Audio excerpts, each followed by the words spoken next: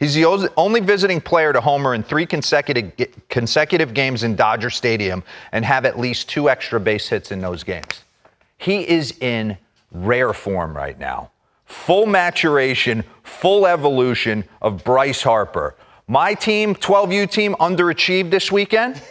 So I had Sunday off. I got 9 holes in with B-Mac. And I said, B-Mac, how'd you attack him? He goes, it depended upon where he was, how hot he was when we went in there. Sometimes you could elevate the heater. Then you'd come back a month later, you try and elevate the heater, he'd take you 500 feet. Sometimes you could spin some breaking balls at him.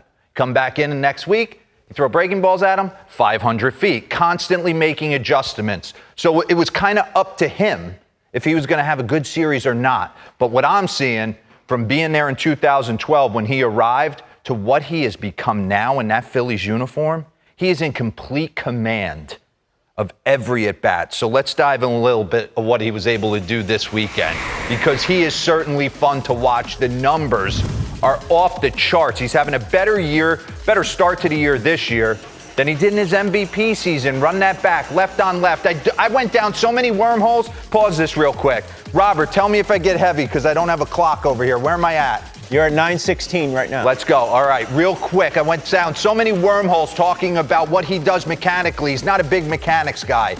Ever since he was 7, 8 years old, best player on the field, and it has continued. And he talked about being comfortable, number 1, and he has electric bat speed and hips. But what I've noticed is everything has gotten condensed, shorter, tighter, fully in command. Tyler Anderson tries to throw him a 1-0 kind of changeup, get me over right here. Nuh-uh.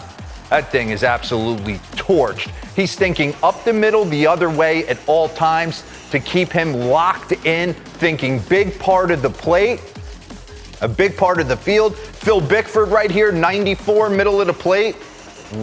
That ball's leaving as well. And the pitch he hits against Julio Urias. Guy won 20 games last year, and he made him look like he was throwing BP. Back of the bullpen, right? Get off me. That is fully crushed so far against one of the game's pitchers. So I wanted to get a side-by-side because we were there in Dodger Stadium April 28, 2012 when he came in and hit this roaster double with the high socks, flipping the hair off. I'm like, oh my God, the future is now. Pause. Run this back right to the beginning real quick because I wanted to take a look at what I noticed about Bryce Harper. 2 or 3 things I used to say to myself when I knocked the donut off my bat was I wanted to get the weight to the inside of my back knee. I wanted to take my hands to the baseball because I felt like my hands were an extension of my barrel. And I wanted to not move my head. Still head, see the baseball, and let everything else happen around a still head. If the head starts moving, the ball starts moving. Run this real quick. I want you to watch his head. Focus. It just went back a foot, and he still hits this, and now it's coming forward about 5 feet. Run this back. His head's not going anywhere right here. Little dip, maybe forward just a smidge, but I mean, he's staying tight in a short box right there. The ball's not jumping on him. He's not losing any bat speed, and the hip fire for days. I mean, he's 19 years old right here, so you can understand he is jacked up, ready to go. And then we go to 2015. This is his MVP season where he put up 330 with 42 and 99 and 1109 OPS. Run this. He's gotten even tighter. He kind of mirrored what he did when he first broke into the league. A lot of moving parts.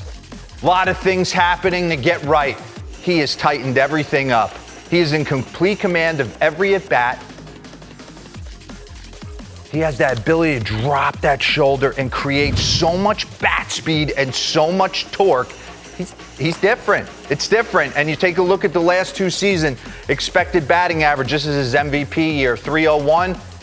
Across the board, he's got a better start going right now. So, I mean, he's getting into that like rarefied stuff, like multiple MVPs, putting franchises on his back. So I'd like to see him put Philly into the postseason at some point and see where he gets there. But we just focus so much. This is a guy since 14, 15 years old, Roflo and Lauren. It's like people have been almost wanting him to bust at times, and not happening. Yeah. He's one of the best players in the game, and get in line.